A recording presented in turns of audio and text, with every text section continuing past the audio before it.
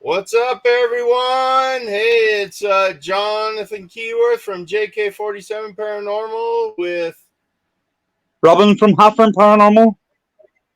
And today on Talking with the Source, we got a fabulous guest. His name's Rick McCollum. He's been to many places. He's acted in a lot of movies. He's seen a lot of things in life. So let's bring him in here. That's a scary looking guy. How you doing, buddy? Good. No wonder they make me play monsters. Holy cripes.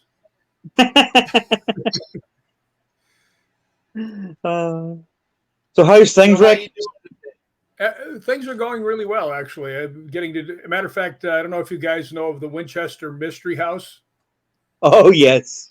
Yeah, that's Robin's favorite. I'll be ghost hunting there in 6 days, so that should be fun. It's actually going to be. It's actually going to be on a live stream called SpiritRealm.net. If anybody wants to see it, it's myself and Patty Negri, who's a psychic medium.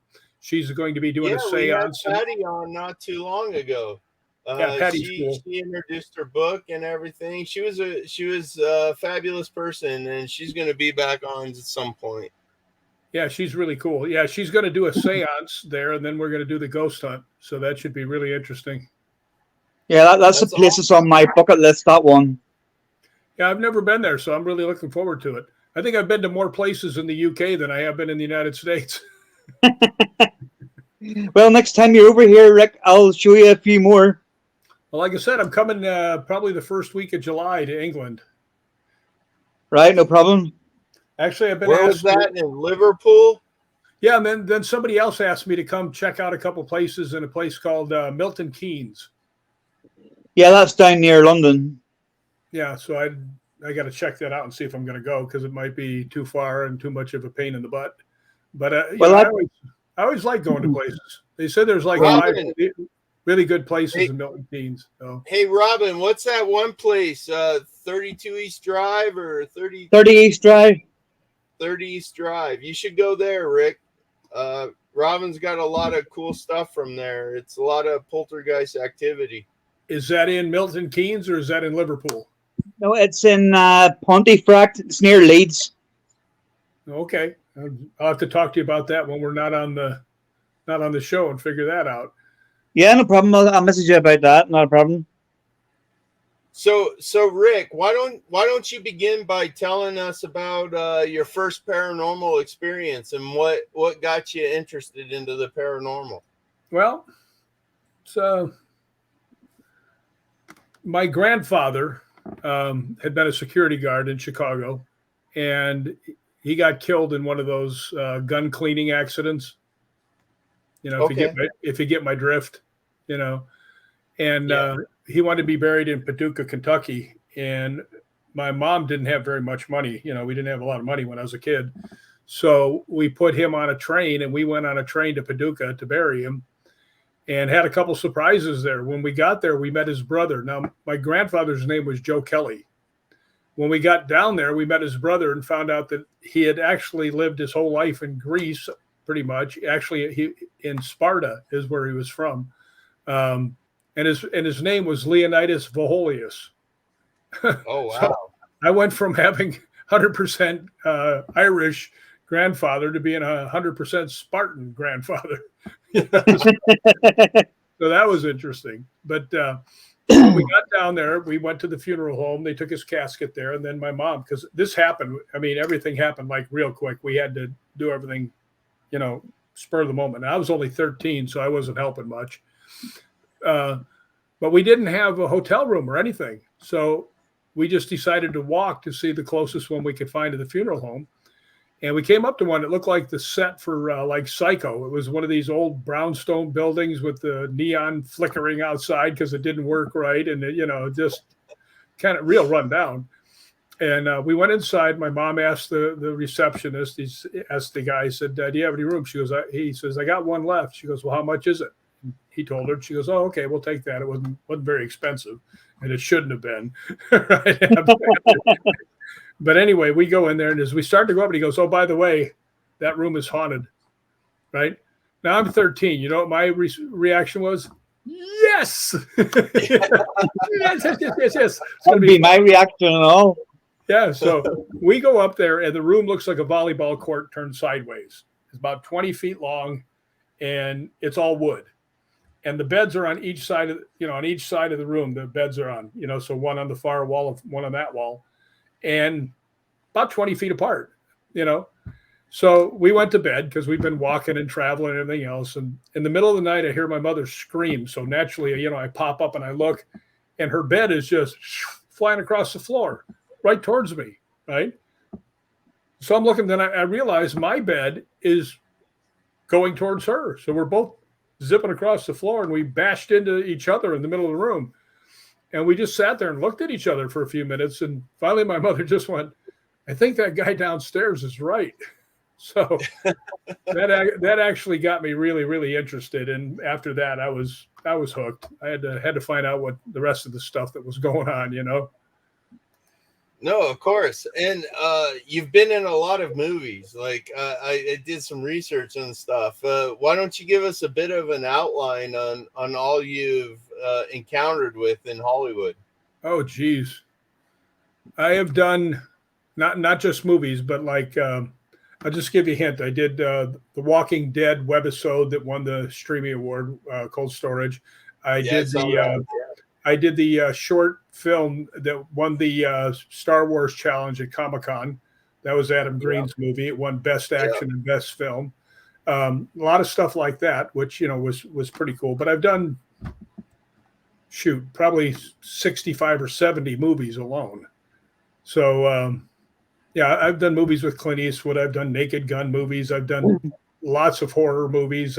My first movie was with Chuck Norris, Lone Wolf McQuade. So 1982, I think, is what 1982, and that's where I met my best friend Kane Hodder. We were both on that movie together, and then he ended up going on and becoming Jason Voorhees. And we've done probably 25. I think last time we checked was 29 or 30 movies together. Nice. So, yeah, that's and awesome. Actually, I tell you what, I must say to you, Rick, the Naked Gun films are some of my favorite films. That kind of comedy is just, it really is so stupid. It's funny, isn't it? Yeah, it's so out there. It's hilarious. Yeah, Leslie Nielsen was a genius. Yeah, I did the last one, 33 1/3. Yeah, Frank Drebin. Yeah. Police Squad. Yeah, I know. He was a complete genius as far as comedy went. Leslie Nielsen. Yeah. Yeah, I have actually done 2 movies with him. I did another movie called The Patriot, and that wasn't the one with Mel Gibson. It was a different movie. But that's a great movie. I love that movie. Yeah, but the one with Mel Gibson, I didn't do that one. I did The Patriot, and it was with Leslie Nielsen and Jeff Conaway and some other people. That's awesome, man. Congratulations on your success there. And I don't know how successful I was. I got killed in the movie. I really You were in it. That's the main thing. Which one's that? I said you were in them. That's the main thing. Yeah, it's true.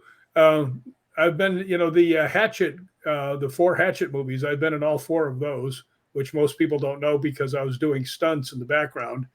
But in Hatchet 2, I played a character that got horribly killed. Right. So that was pretty cool. And so do you want to give us a bit of an insight as well, Rick, about the stunts that you do as well? Yeah, I was going to say the stunts. I've done all kinds of stunts. I did in a movie called Dark Wolf, where I was playing the title character, which was a 4-legged werewolf, which I had to be on hands, with arm extenders and run across the ground, and not easy. But there was a stunt in there where I have to run and jump on the hood of a car and try and get the people. I'm trying to break the windows and try and get them out.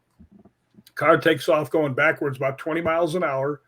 And as I'm hanging on, and it does the reverse 90, where it goes like this and cracks the whip. Yeah. And I go flying off, and I go head first into steel oil barrels. We had them stacked up too high, and too deep. And I just went in there and it looked like bowling pins, everything flying around. What was really funny, well, it wasn't funny at the time, but one of the barrels flew up and hit me in the side of the head. And it had give me a cut inside my ear. And then I hit another barrel on my lower back as I went flying forward, because there's barrels everywhere, right? And I landed on the ground, and I'm laying still because they're shooting above me. They didn't want to see me after I went through the thing. They wanted to think the wolf ran off, was hunting them or something.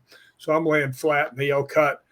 And my friend comes over, Robert Pendergraft. He was the special effects guy. He's taking off the face sheet, the face, the whole helmet.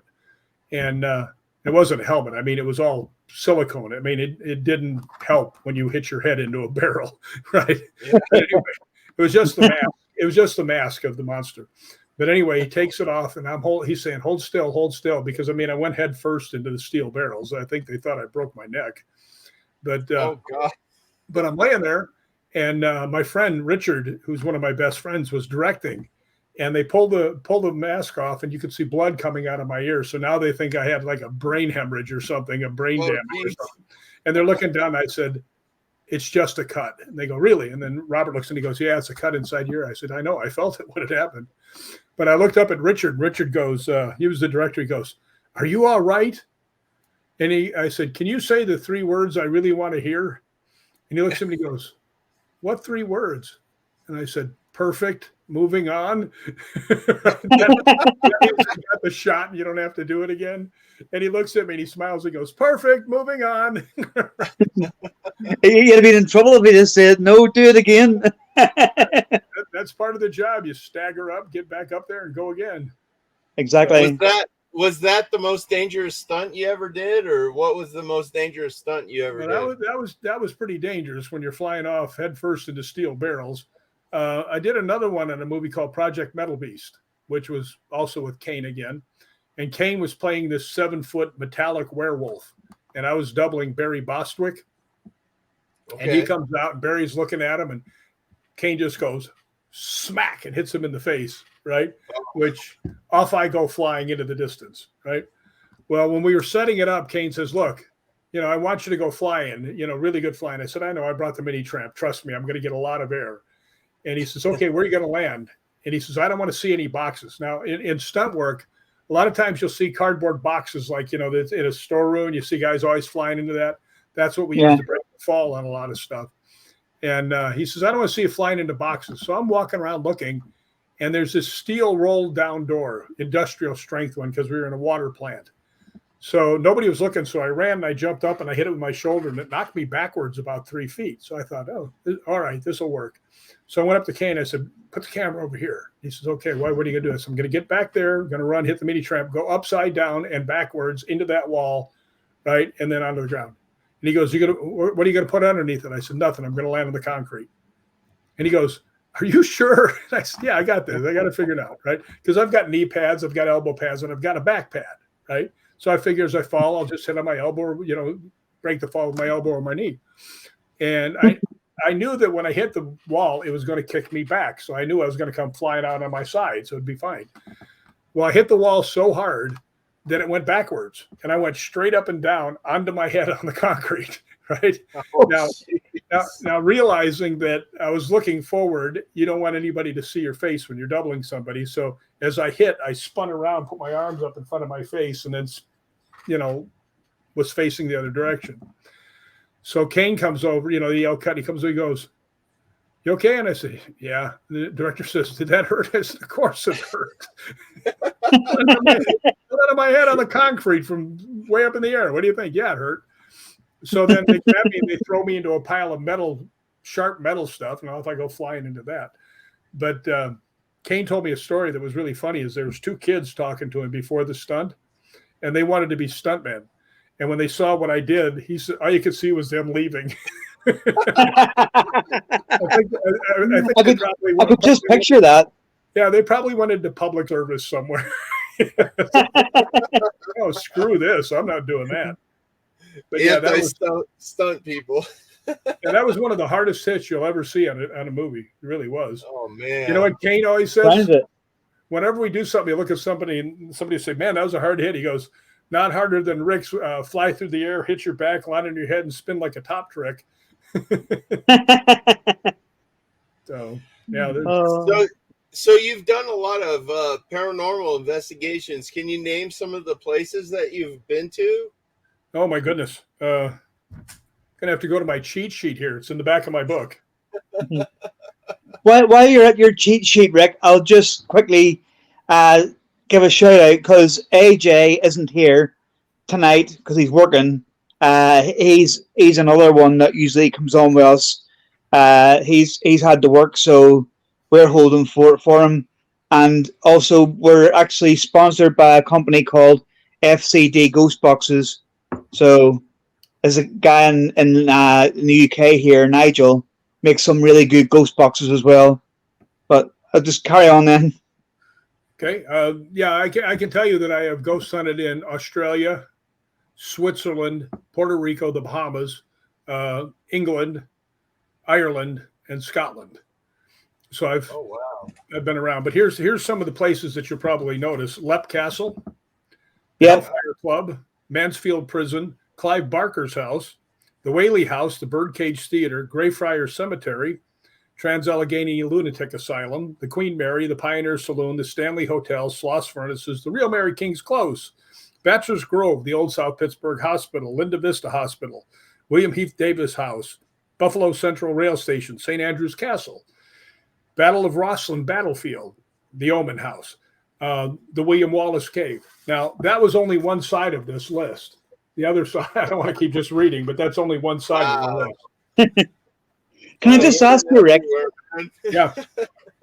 Can I just ask you, because you mentioned there a couple of places that I've actually been to myself. The Real Mary King's Close in Edinburgh, Scotland. Yeah. What did you actually think about that place? What did you actually find in there? Well, it's very haunted. I've been in there a couple times, and a couple times it was kind of slow. But a friend of mine, who at the time was the manager, asked me if I wanted to bring in some of my friends and ghost hunt the place. And I said, no, not as much as you charge me, you thug. Right. And he goes, I'll let you do it for free. And I said, see how you are. Right? So anyway, I invited my friends from Scottish Paranormal, which is an extraordinarily good group. I personally think it may be the best ghost hunting group in the world. I really do.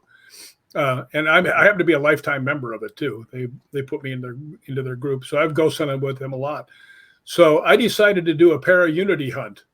So I got a couple of guys from Scottish Paranormal. I got a couple of people from Premier Paranormal, the ones that actually took me to England. I got 3 people from Anubis from England, and we all got together to ghost hunt. And when we got there, I said, okay, here's what we're going to do.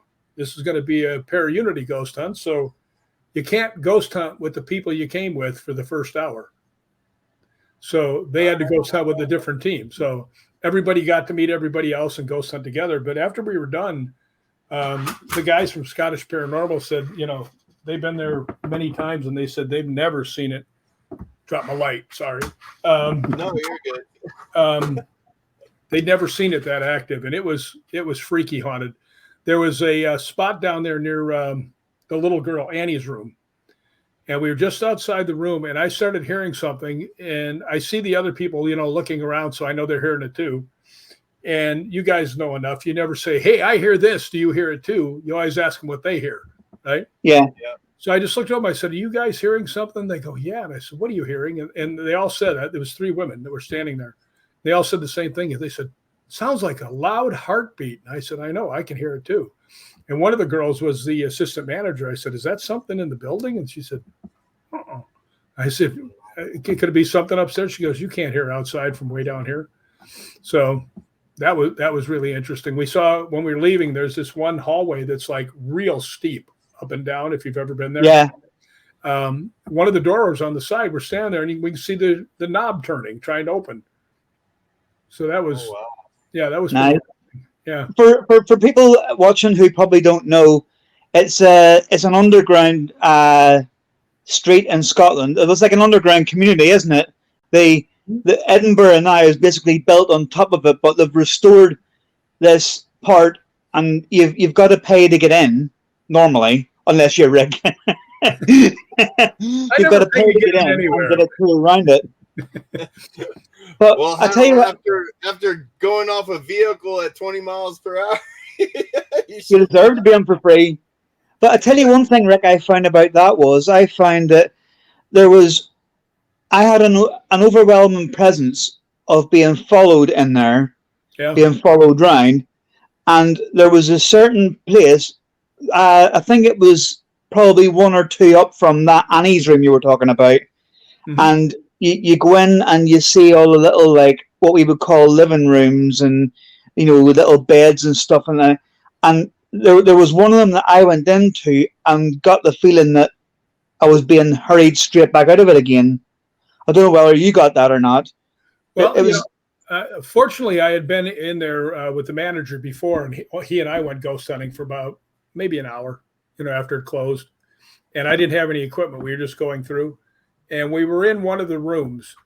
And I don't know, it wasn't, I'm trying to remember, it wasn't the one where you can see the man like doing the shoes and stuff. It was the one right before that.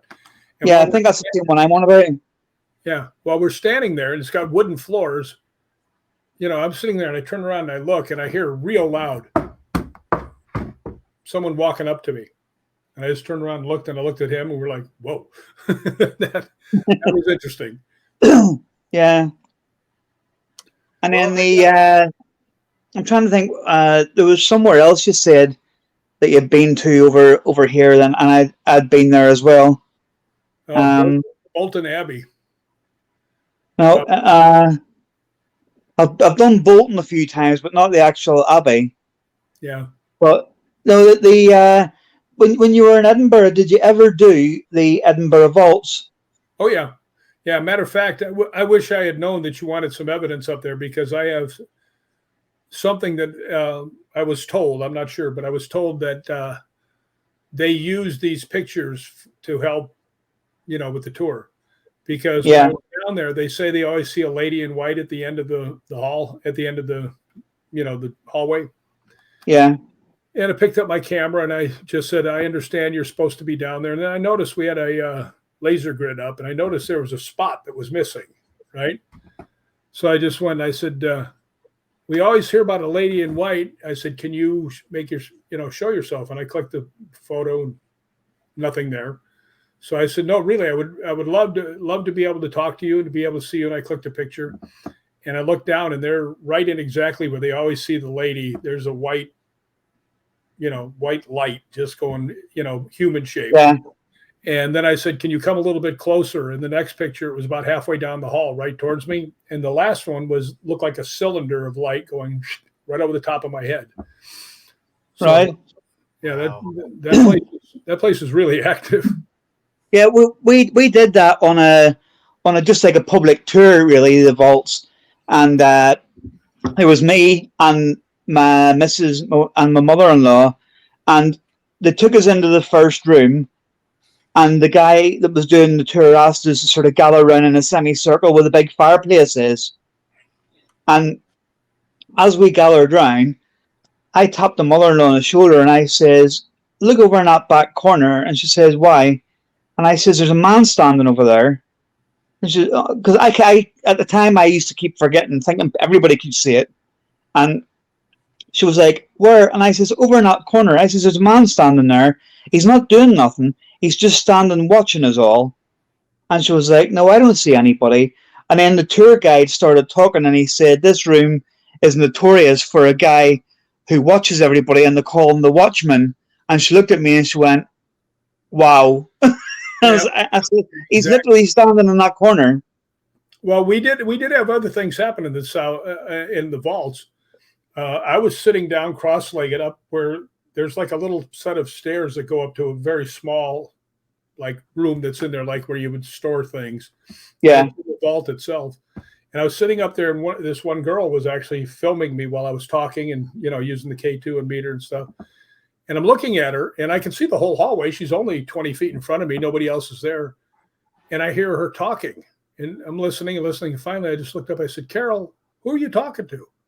Right? And what the heck is his name? I forgot. Brian. She goes, I'm talking to Brian. Right?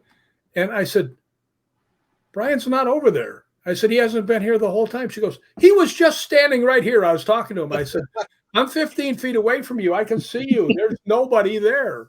Right. So a little while later, we went back in and we went into the last ante room off to the right where you leave. And there's a dark mirror. So we tried to do the scrying thing. Yeah. And I wasn't getting anything. Carol wasn't getting anything. The other guy wasn't getting anything. And then Brian Harley, his name is, he runs Premier Paranormal. Good friend of mine. He's looking in there, and we come out and we sit and we're waiting for him. And after about 5 minutes, we hear him just blabbing away in there, right? So he turns around, he walks out, and he sees me, and he goes, I said, who are you talking to? He goes, I was talking to you. You were standing right next to me. I said, I've been sitting here the whole time you've been inside. So it happened to two different people. So, I mean, that's pretty interesting. Yeah. That's awesome. Hey, I got a clip from the Hollywood Ghost Hunters on YouTube that you were at. It's when you guys were at the Omen House, and it's a really good depiction of how paranormal activity can affect lighting. So I just wanted to share this clip, and maybe you could talk about it here. Well, you just wanted to show that one because that's back when I was fat. But okay, go ahead. Oh. Yeah, well, let's add it to the stream here, and you give. We'll let it play here. Did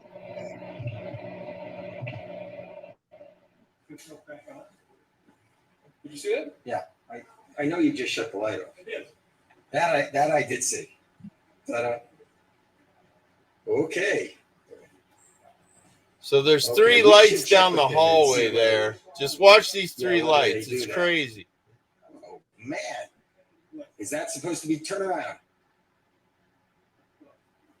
You can see one of them's on, but not the rest of them. Look at the light. And the other one's blinking.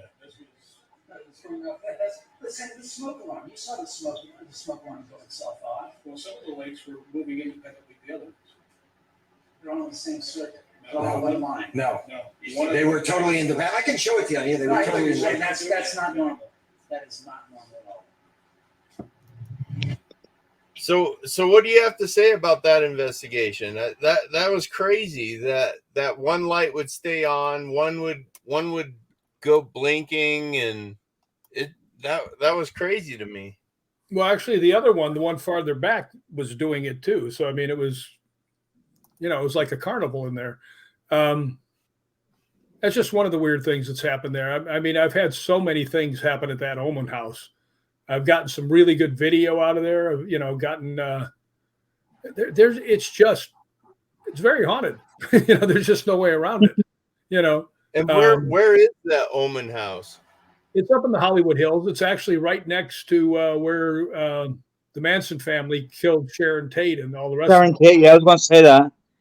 That Omen House is the one that's built into the hillside, isn't it? And it's got that room where it's like just dirt, and I reckon there's people buried in it. That's what they say. I doubt if that's the case, but could be. Yeah.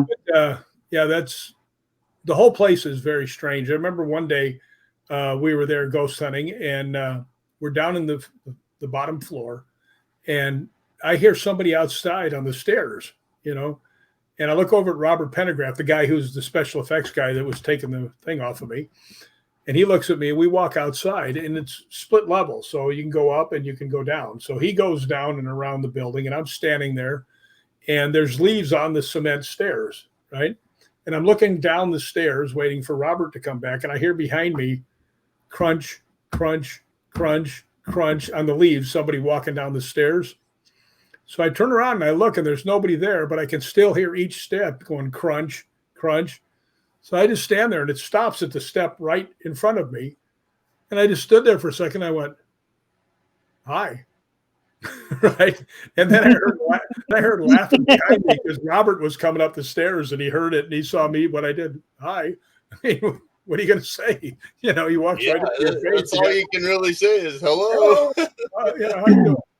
But yeah, that place has a lot of weird things happen in it. It really does. So this next clip is the one you sent me right before the show. It looks like you got a response from somebody. I'm not. Where was this at? I'm not sure which one you're showing. The one you sent me while we were talking backstage before the clip here. I'll just play it for you, and maybe it'll ring a bell here. Let me add it to the stream here.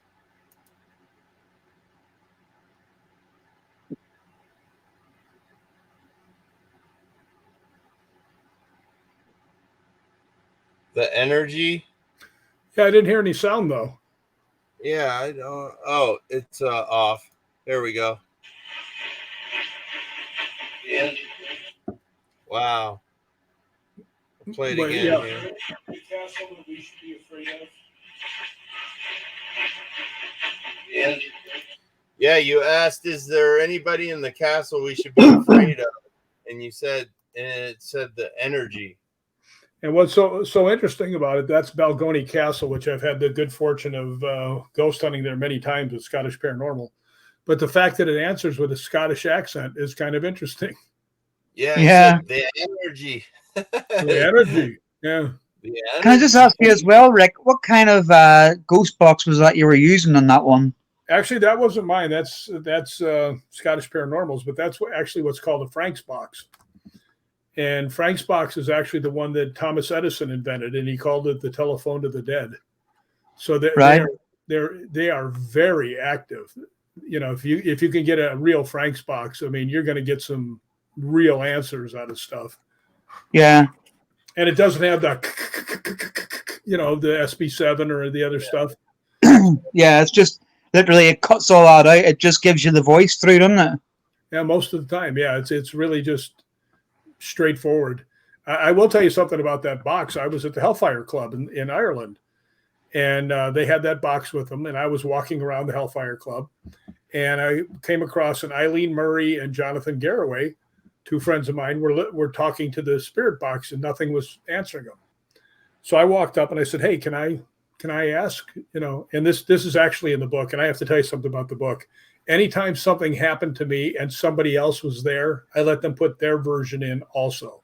So it's not just me saying whatever I want, because if you're writing a book, you can write anything you want in there. Nobody's going to say any different. But I think it adds a lot of value and validity to what's going on if other people who are standing there say the same thing, right? Yeah. Or very close to exactly. it. So anyway, I go up to, I said, "Can I say something?" They said, "Sure." Now, one of the reasons they invited me to the Hellfire Club is because one of my relatives was one of the founding members of the Hellfire Club, and his name was John Wilkes. And I just went up there and I said, "Hi, my name is Rick. I'm from the United States. I'm here to talk to my relative, John Wilkes." And it said a couple of words that meant, you know, like macaroni, toe lint, you know, stuff that means nothing, right? And then it went, "Relative?" And you should, the two people standing there went, "Whoa." Right. And I said, "Yeah, I just came by to say hi."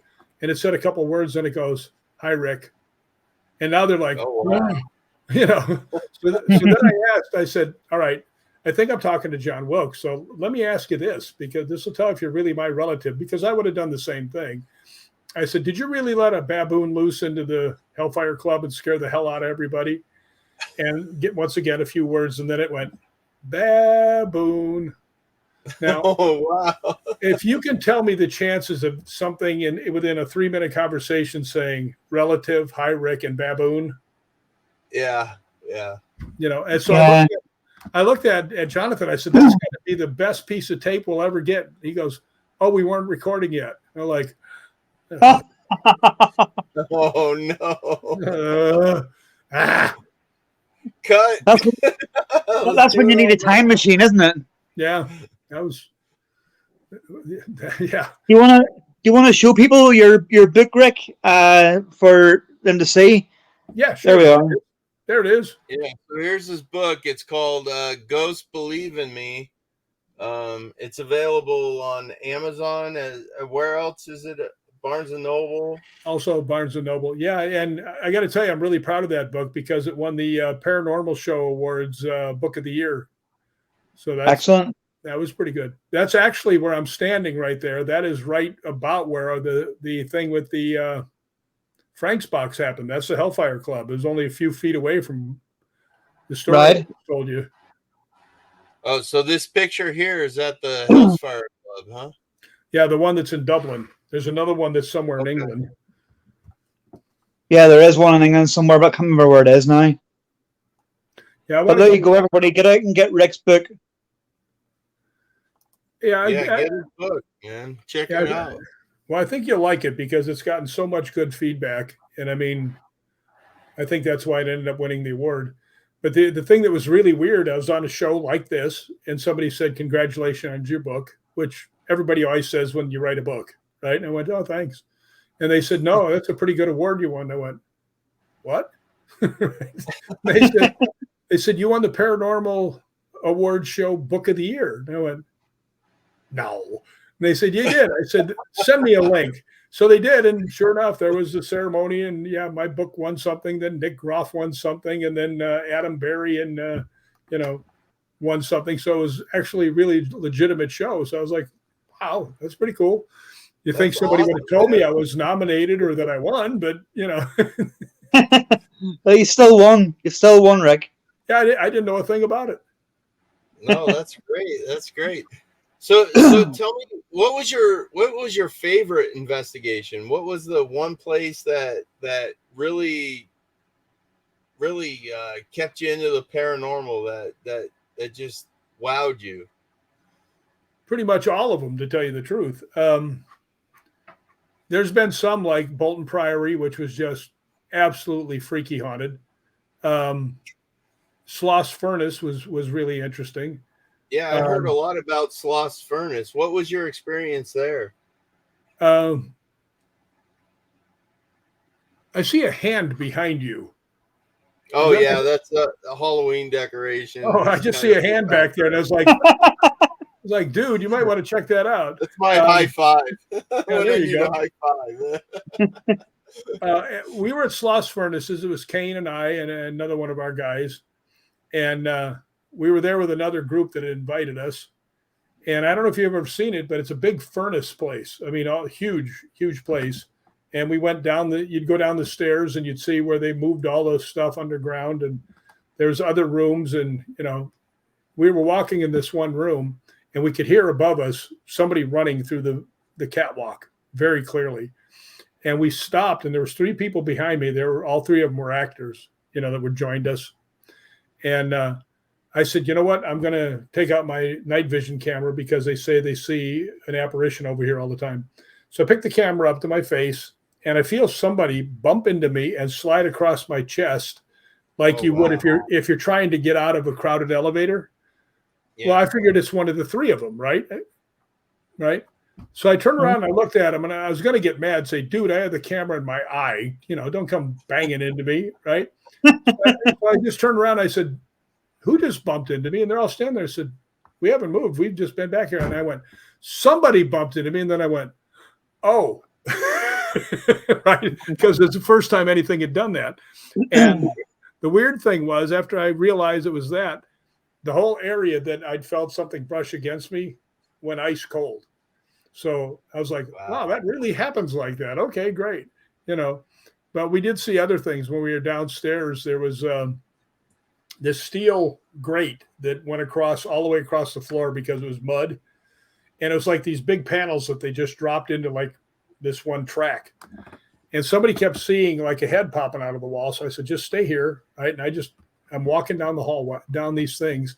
And all of a sudden the grate underneath me goes, blam. Right. And you could see me actually throw my forearm down, like, trying to keep whatever it is away. And then I'm standing there and I'm looking around like, what the hell just happened? Right. So, another part of it was I started with my K2 meter and I was communicating with someone. And I said, do you want to cross over? And it went all 5 lights. And I said, okay, well, I'll try this. I said, I'll try this. Do you see a light? It goes off 5 lights. I said, okay, here's what I want you to do. Start walking towards the light. Right. I said, are you going? And it goes like that. All of a sudden, somebody hits me from behind. And I turn around, it's one of our guys, Steve. And I looked at him, I said, what the hell are you doing? And he looks at me and he goes, somebody shoved me. So, right? So then I turn around, I start trying to pick up from where I left off, gone. So I don't know if something down there shoved him into me to get, throw our focus off. But And Steve weighs about 280 pounds. He's not exactly Tinkerbell when he bangs into you. Of course, I'm not. You sound, Rick, like you definitely have the gift there, because you seem to get stuff everywhere you go. No, that's not true. I do get a lot of stuff, and I'm real thankful for that. But I've also sat on my fat butt in the middle of empty castles in Scotland in the middle of the night by myself and got absolutely, I've been to many places where absolutely nothing happened. Yeah. And that's. I would like to actually take you. You were saying about coming to Liverpool. I would actually like to take you to the underground World War II tunnels down there, if they're still open. They actually have. Have you been? I've actually been there. They have all the pictures on the wall that they drew. Yeah, that was one of the places that they took me. And a matter of fact, the lady that was running the place at the time gave me a video, a DVD about the place. So I've actually been down there. That was interesting. We didn't get anything while we were down there because we were only in there a very short time. But that is a very interesting place. Matter of fact, when we went there, it looked like a construction area all around outside. I mean, it wasn't like just a building you could walk into. It was just like you went and all of a sudden you were there and down you went. So they said that they were actually doing a lot of renovating and stuff like that. So. But yeah, they had went down and they had like the cement wall, and on each side there were pictures up all the way down. And then it seems like you could look. I kind of remember looking over a railing and looking down into different areas. Yeah. Yeah. So that was interesting. Yeah. But I have been there. I've been everywhere. Have you ever been to Gettysburg? Yes. To where? To Gettysburg? No, I haven't. Dang it. That's on my list. It's on my John, you just got him there. And the bad part was it only took one question. I've never been there, but I really want to go. Hear a lot of paranormal experiences there. People hearing gunshots and drum rolls. One of our guests last week had an outstanding photo along the railroad tracks where you could see a soldier in a uniform standing there, and there's a lot of experiences there too. Well, I asked Nick Groff one time. I don't know if you remember Nick. He was on Ghost Adventures. Ghost Adventures, and then he went off on his own there. Actually, we were on Ghost Adventures. I don't know if you know that or not. You were, yes. Yeah, me and Kane and RA were on Ghost Adventures. But I asked him. I used to have a magazine, and I asked him. I said, if you could go back to any place you'd ever been, and he instantly said Gettysburg. Yeah. So I don't doubt it. There's so much lives taken there that I'm sure there's a lot of spirits that need help. Do you find yourself helping a lot of spirits move on? I do believe I've tried, and I do believe that I got one.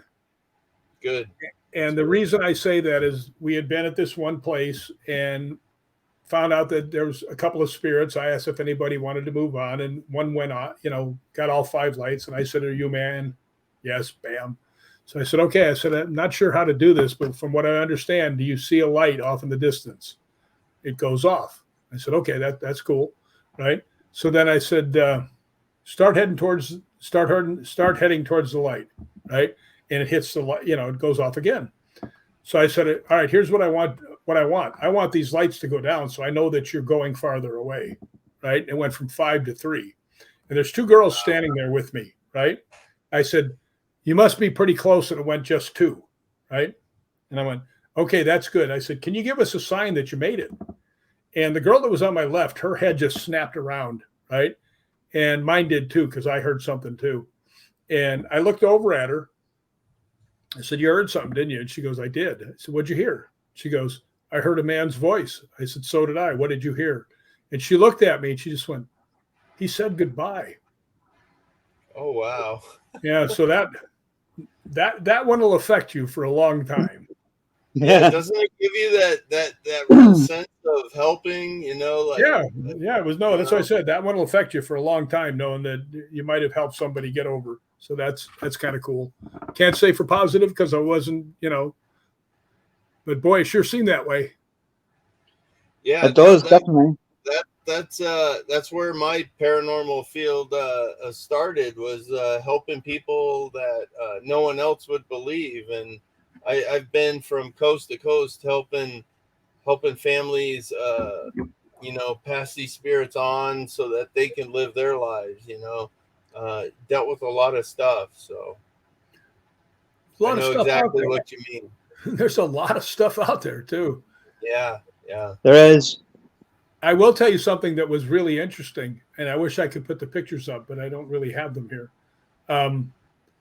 This one lady called me out, African American lady, roughly about my age, right? And super personality. She's one of these ladies that should have been on a comedy. I mean, she's all bubbly and everything else. So I go over there with one of my other guys, and we go through her house and everything else. She had a loft. Came back down, and I said, Donna, I don't think your place is haunted. And then she says something no ghost hunter wants to hear ever. She goes, oh, I don't think so either. I'm like, what? What am I doing here? Why'd you call me? Why am I here? No, and she looks at me and she goes, I think something's attached to me. Now, we all know what that means, but do you know how to quantify it? Right? Right. So, yeah, I mean, I've had something attached to me twice, and it's one time it almost killed me. So that's just another story. It's in the book. But both times are in the book.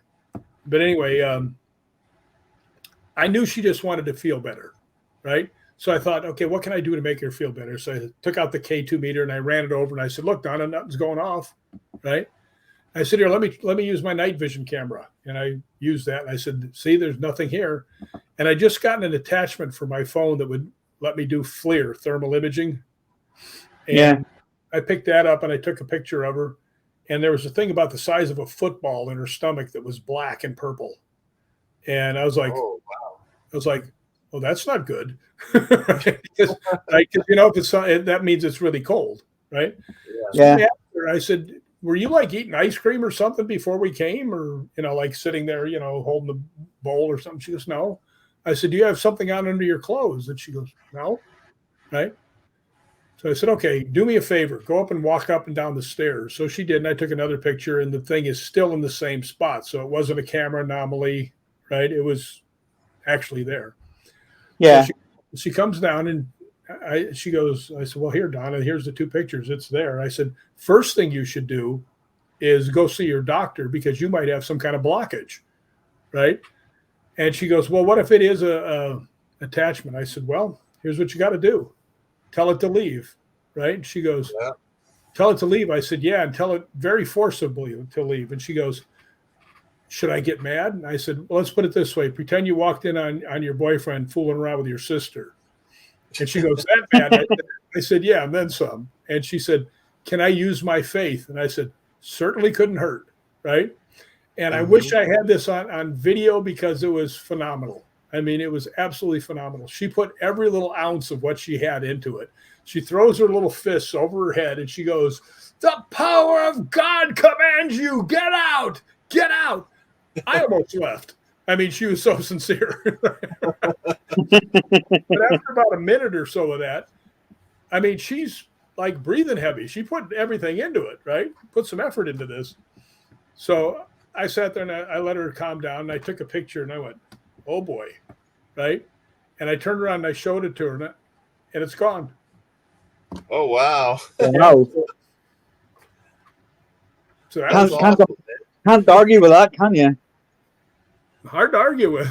It was exactly. There, now it's not, So yeah, but I wish if I could go back seriously and film some of the stuff that I missed, some of the stuff that I saw that I didn't film that was amazing. Like, yeah, absolutely. Just like when they said goodbye, I wasn't filming. I was investigating with the two people. Yeah. That was if we knew now what we knew then, Yeah, that's true. A whole different world. Absolutely true. Actually, back in the day, if I could go back, when I blew my knee out, I would have swerved instead of wiggled, Yeah. Hell, Actually, on my investigations, I still use a Polaroid. You know, I get the best evidence from my Polaroids. Well, you can't fake a Polaroid. Exactly. That's it. Yeah. So, is the Hollywood Ghost Hunters then? Are they still? Is it still active? Is it still going to be doing more? Well, investigation? We're still up for ghost hunting together, but the problem is now that the three main guys, me and Kane and RA, all live in 3 different states now. You know, when we started Hollywood Ghost Hunters, we lived pretty close to each other. You know, now RA's all the way on the East Coast. You know, Kane's farther up. You know, he's not in this state anymore. So it makes it kind of hard. But, you know, if we do a movie or something together, we're definitely going to ghost hunt. Or if somebody wants us to go on a ghost hunt, you know, I get a lot of calls from people, you know, production companies and stuff saying, you know, would you be interested in doing a ghost hunt? And then I say, yeah, but how much are you offering? And they'll say, well, that's, you know, this is a fair amount of money. I said, Kane's one of the biggest horror stars in the world, you know. Yeah, and I said, and RA's pretty high on the thing too. I said, it's, you know, it wouldn't be cheap. So, so there's that. So, personally, I've been doing a lot of stuff with 2 different groups, spiritrealm.net, which is where the Winchester Mystery House is going to be on, like on Saturday, Friday. Yeah, Saturday. It's going to be a live stream on Saturday. And the other one is Dark Zone TV. Now, Dark Zone TV, I've done a lot of stuff. I've done the Queen Mary with them. I've done the LAPD Museum repeatedly. You know, I've done a whole bunch of different places with them that are all live streamed. So, yeah, I think I remember them doing the Conjuring House a couple years ago. Yeah, for a week or so. I was actually on that.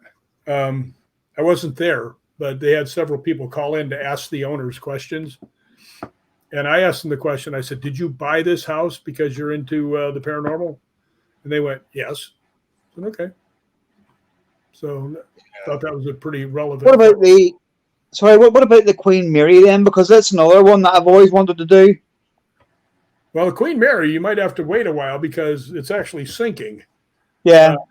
They just approved the money to fix it. So it will still be okay. Right. But I don't know how long that's going to take. But Queen Mary's got a lot of stuff that goes on there. I mean, it's a great. Yeah, I've seen different ones do it. The Osbournes have done it and stuff like that, you know, and they've all got different things in it. So, well, I had an interesting one when I wasn't even ghost hunting. My mother came out from Chicago. This is many years ago before she passed, and she wanted to stay on the Queen Mary. Now, a lot of people don't know that the Queen Mary was a hotel. Yeah. You know, you could stay there. So I got us a room. And when we went down there was a whole bunch of girls in like prom dresses, you know, like teenage girls in the lobby. So I figured, in one of the ballrooms or something, they must be having a prom. So anyway, we go downstairs and we go way, way, way to the back of the boat. And I'm like four levels down. I mean, I'm like, you know, practically you have to row the boat. You're down so far. Right? You're in the boiler room? Pretty much, yeah. But anyway, I looked out the window and I mean, I was right water level. It was great, you know, so it was a good room. But my mother asked me to go to the bakery and get her a donut, right? Because they had a bakery on the Queen Mary at the time. They don't anymore. So I opened up the door and I'm standing with my back against the door jamb, right? Looking down the hallway, the other direction towards the back. And my mom's in the room. And I said, do you want me to get you something to drink? She goes, yeah, just some milk or something. And while I'm standing there, behind me, I hear what sounds like 10 to 12 girls in party mode. Turn around, look down the hallway, and it's absolutely empty, right? So I said, okay, they just went into one of the rooms right there. So I go scooting down the thing, and I'm listening to all the rooms. I went down like 10 rows of rooms. Not a sound, right? Wow. Now, it was either something paranormal or 10 to 12 teenage girls could all of a sudden be, you know, silent for the rest of the night. Not likely. Right? No, definitely not. But that was pretty interesting, you know, the fact that, I mean, it wasn't 25 feet from me. I could hear him clear as a bell. And turn around, there's nothing there. So Queen Mary's definitely a lot of fun.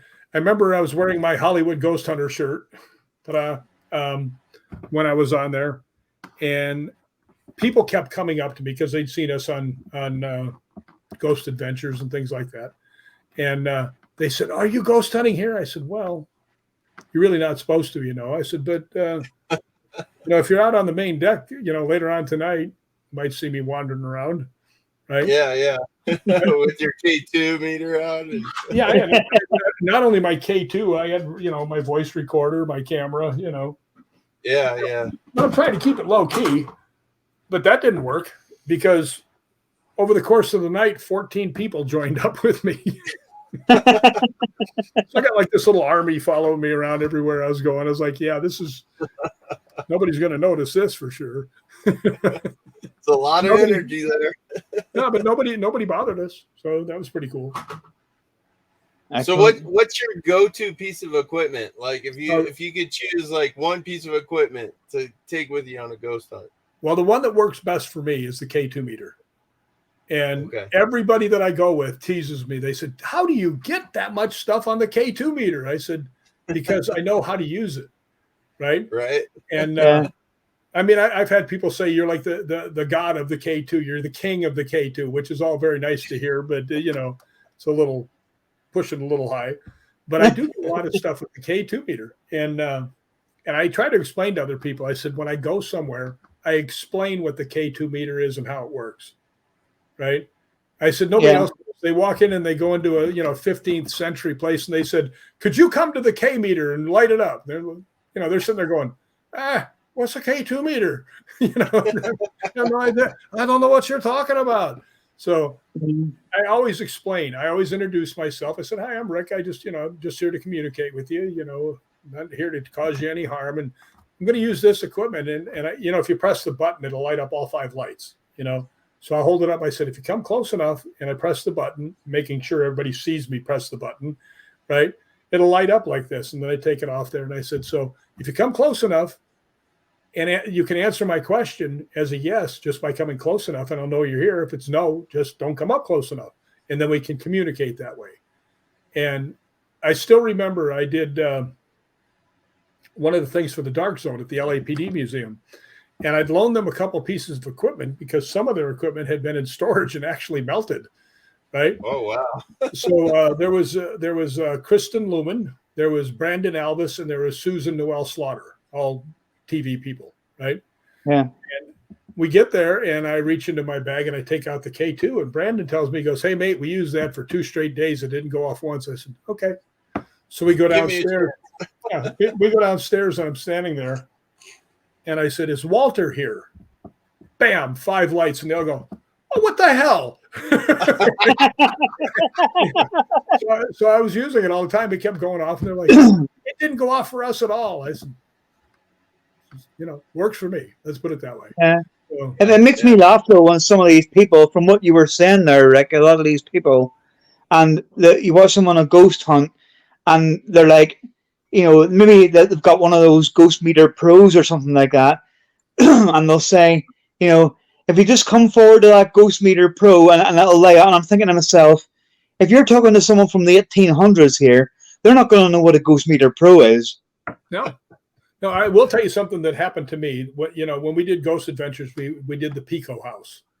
And about a year later, a ghost hunting group called up and said, "Hey, we are getting to do the Pico House. Could you guys come down?" I said, "Well, Kane's off doing a movie, but me and R.A. will come down." The guy who plays Leatherface, he's it's like the size of a building. And I'm 6'4", 140 pounds. I look like a midget standing next to him. Okay? But anyway, we go down there, and this is where I actually got kind of a good piece of, not advice, but something, a good learning lesson, let's say. We're walking through the Pico House down in the basement where Nick and I had been ghost hunting. Nothing answering the K2 meter. And when we were down there before, bam, bam, bam, bam, bam, all over the place. And we're walking along now. The Pico House story is that the Chinese were trying to take over the territory. And most of the people that were in the area there were Mexican. Now, I'm not saying Hispanic because they were from Mexico. Mexico, used to have control of that area, right? And then there was a lot of Irish. Well, the Irish cop on the beat got killed by the Chinese Tong. So the Irish and the Mexican people ganged up on him, and they had a huge riot. 19 people got killed, right? So when we went back to the Pico house, and I'm not getting anything, it finally dawned on me. I turned around and said, does anybody here speak Spanish? This girl says, I do. I said, about 15 seconds after I asked the question, will you ask it in Spanish? So I'd ask the question, nothing. She'd ask the question in Spanish. Blah, blah, blah, blah, blah, blah.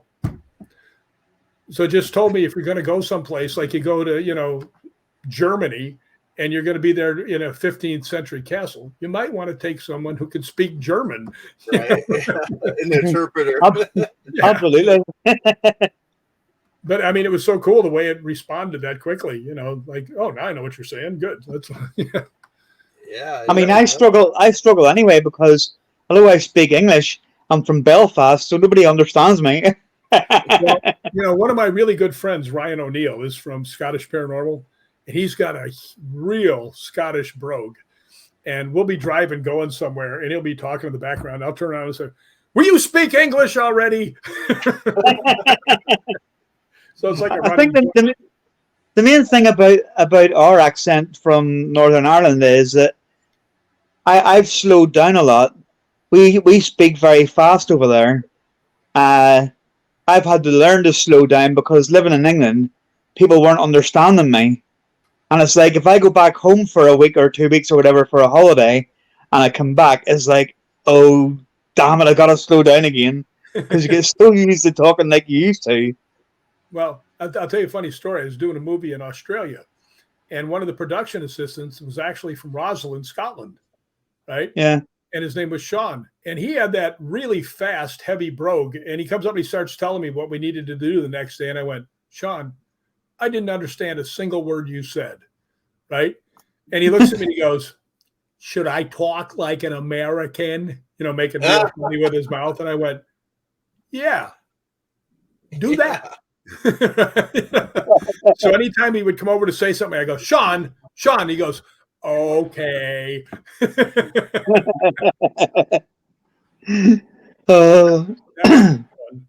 Well, Rick, it's been about an hour, man. It flew by. You had some great stories. I can't thank you enough for coming on the show with us, and telling your stories. So it was a lot of fun, and I gotta keep up with Robin here so he can, maybe he can tell me some places when I get over there. Absolutely, I'll take you there for you, Rick. That's cool. So yeah, if you're ever in Colorado, I'd love to take you to the Holy Cross Abbey. I've been there 4 times. Very active place. They got one of my favorite places in all of Scotland is Glenwood Springs. Yeah. Right. Yeah. I've actually wanted to ghost hunt the Hotel Denver, which is right there. It's across the street from the. Have you ever been up to Glenwood Springs? I've been in Glenwood Springs. Yeah. Yeah, right on the highway, they've got this Olympic-sized swimming pool. It's actually a hot spring. So you go there in the winter, and you see all these people standing out in the water because the water is really warm, and they got snow on their head. So they all look like giant Q-tips standing in the water. Right? Yeah, it's kind of cool. No, there's tons of places in the mountains here in Colorado that are haunted. You've been to the Stanley. Actually, I haven't been to the Stanley. Kane went to the Stanley. Yeah, the Stanley's really good. But I used to live in Colorado. I used to live in Lakewood. Oh, okay. Yeah.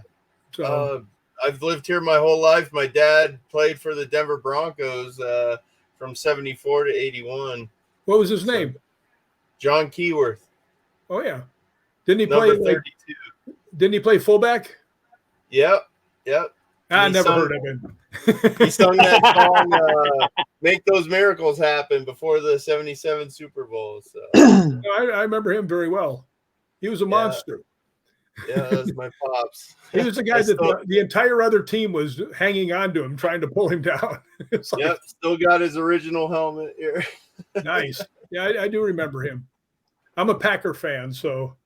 That's all right. We can't be perfect. So. Actually, I actually happen to have right up here on my wall Packer certificate number 41. Oh, yeah. 1 share of stock, number 41. Well, I follow a different kind of football. Yeah, you follow that funny football. Yeah, but my team ain't doing great at the minute, so. I had somebody from Australia ask me, they said, well, rugby's really tough. Do you think the NFL guys could play it? I said, an NFL team would destroy you. And they go, Yeah. why? I said, they say, why do you say that? I said, the fastest guy on your team probably runs like a 4.7 40-yard dash, 4.8. Yeah. The defensive linemen run 4.6 and they're 300 pounds. Okay. Yeah. I said they can bench press 500 pounds. If you're going to try and rough these guys up, they're going to bury you. I said, if it's no holds barred, that's even better. No holding calls or nothing. Well, how many times did your dad ever tell you that when he was on the bottom of the pile, someone was grabbing at his crotch or poking him in the eye? I mean, he told me many times they were biting him, pinching his nuts, doing everything they could to get him to give him the ball. There's an old story about MacArthur Lane when he first played against Dick Butkus, who was like this monster for the Bears. Yeah. And he comes running through the middle. And MacArthur Lane was a really good fullback. He comes flying through the middle and just got slobber knocked by Butkus, right? And he was the rookie. And Butkus looked down. He goes, hey, welcome to the NFL. And the next play, they gave him the ball, and MacArthur Lane flattened Butkus, right, for a touchdown. And he walked by and he goes, thanks. It's nice to be here. That's such an NFL thing. I've heard so many stories like that. Yeah. He also talked about. I was just going to say, Rick, would you mind coming on again sometime in the future? Anytime you want. And I can actually send you and remind me, and I can actually send you some pictures and stuff that we can use. I will do, because it'll probably be what we're thinking at a minute, round about maybe August, September time. That'll probably be good, because I'm going to be in Scotland for a month, and I'll be going to England and to Wales. Actually, Mandy Fellows from Anubis is trying to set up something just so I can say I've ghost hunted in Wales, because it's someplace I missed out on last time. But I'm going to be there for roughly a month. So as I come back, that would be good. Yeah, or maybe even like August, September, October time kind of thing, sometime around then. Well, but obviously, I'll be in contact with you before then anyway, and I'll hopefully we'll be in Liverpool and do somewhere. Yeah, that'd be cool. I'd be all for that. But I'll stay in touch anyway. No, thank you, Rick, so much for coming on. Well, thanks for having me. I appreciate it. Yeah. Well, thank you. Good luck in your future endeavors there. And here's his book again. It's called Ghosts Believe in Me. All our viewers, please check it out. It's available on Amazon and Barnes & Noble. So check that out. But Rick, I can't thank you enough for being on, man. Anytime. I'm always happy to do it. Excellent. Right. Thank you, Rick. Thank you very much. Guys later. You have a good I'll day. See you soon. What'd you think, Robin? Wow. He was a nice fella. Very nice. A lot of experiences. I was glad he was able to share those with us. Absolutely. And he's willing to come again. So shout out to Nigel Mortimer and his Ghost Boxes for sponsoring the show. I'm sorry AJ and Steve-O couldn't be here with us, but it was a great show, man. Good job. It was, yeah. It was definitely. And right. I want to say as well, I sent the thing through to you the other night in the group chat. We're actually booked up to the middle of July now. Well, nearly end of July now.